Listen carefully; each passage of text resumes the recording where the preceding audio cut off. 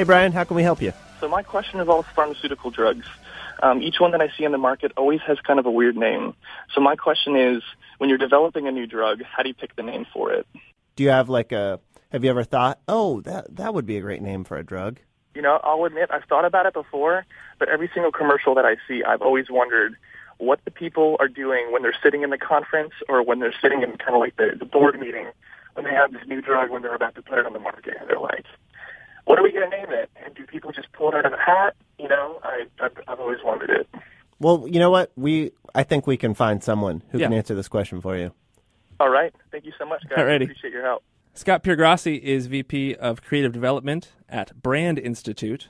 They come up with the names for drugs. Yeah, Lipitor, that's theirs. Mm-hmm. So, Scott, how does this work? The first thing is, what does the drug do? If the drug does this, if it's a cancer drug, if it's a lifestyle drug, and that could be anything from, erectile dysfunction to eyelash growth, you have to understand who the target audience is. So an example would be going to the oncologist example. If we're creating a cancer drug, we worked on the name Avastin, okay. And that is derived from the drug's mechanism, which is an avascular inhibition. All right. And going to the eyelash growth, we worked on the name Latisse, which is crafted from Matisse, the sculptor artist, with the LA prefix for lash. So you can see both from a messaging and a tonality standpoint how those names speak to different people. So, Scott, one of my favorite names is Flomax because it tells you kind of what it's trying to do for you in like almost explicit terms. They're going to maximize your flow. That name was approved probably over a decade ago or right about then, and things have become more conservative from a promotional standpoint. Now, apart from making a name safe in that it can't be confused with another drug wherein a misprescription might occur, the name also has to be, quote-unquote, safe from a marketing, a promotional, and exaggerative claim perspective. Yeah. So a name like Flomax was approved 10 years ago. The agencies, regulators like FDA, have become more conservative over the past few years, so that name might be overstating the drug's efficacy. So many years ago, there was a little more leeway with that, and that's why you're seeing some of the newer drug names for, besides the trademark concerns, the newer drug names being more coined and more subtly encoding their messages. Well, let's talk about Latisse. That's interesting. Matisse plus lash, you get Latisse. So does somebody come? They say we have this drug, and you guys have a guy who's like, all right, Latisse, or do you come up with a lot of different names? That's a great question. So we have a creative team, which I lead, and we create for any given project, I would say, about 2,000 names. Really? Yeah, yes. And they have to go through a series of filters to present ultimately probably about 250 total to our clients over a series of meetings. Once we leave the creative department, the process leaves. We usually have about 100 names that our clients are comfortable with, and then we still have to go through trademarks, market research, et cetera, to come down to a very short list for regulatory submission. So what if you can tell me, were some of the alternates for Latisse? That I can't disclose. Okay. Can you tell me, did you think of other artists plus Lash? Like, did you pitch Lacalangelo or anything like that? Lacasso? Yeah. The artists were certainly one of the buckets explored because of the styling effects of the product. So yeah, sure, different themes within artistry, music, things to that extent, and then things that were more, communicative of a straightforward benefit or an attribute of the product, certainly.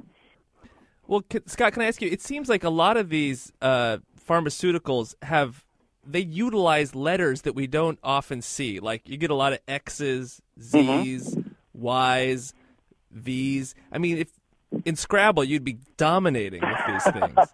Is that on purpose? Are you looking at those letters, specifically?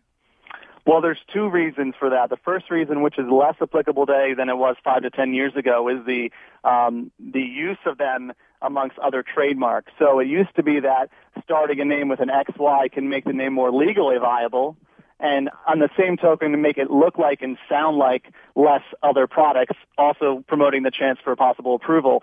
But yes, there's also the side of it that we call tonality, in that a sound or how the name sounds, how you hear it, can affect the implied messaging of the name. So the Z's starting with the Z might connote speed, X might connote power, and really beyond the individual letters, the letter strings as they're used together also have that kind of effect. So if you look at a name like Lunesta, which there's really no hard consonants in there for a sleep aid with the lunar moth imagery associated with it, very soft, approachable nighttime restorative rest. And you can look at another name, something like Grazax, which is a grass allergy vaccine that we created for a company, an extremely potent, powerful, to the point, efficacious sounding name. Can we try something? I understand you can't tell us the names that didn't make it, but so you guys did Lunesta. Can I throw you like just an idea I have for a name for the same product, and you can tell me why it doesn't work? Okay, let's go. All right, let's say I want to call it Sleepasaur. Sleepasaur? Sleepasaur, sure. Okay.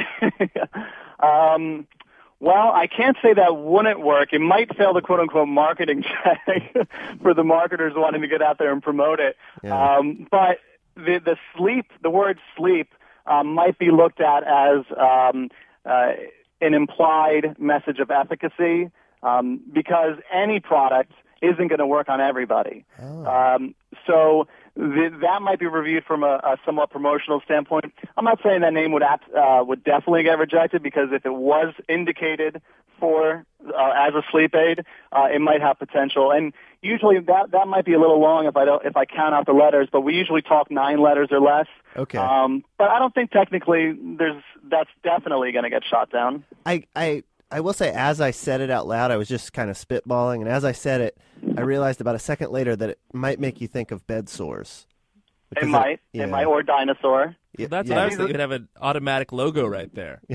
Absolutely.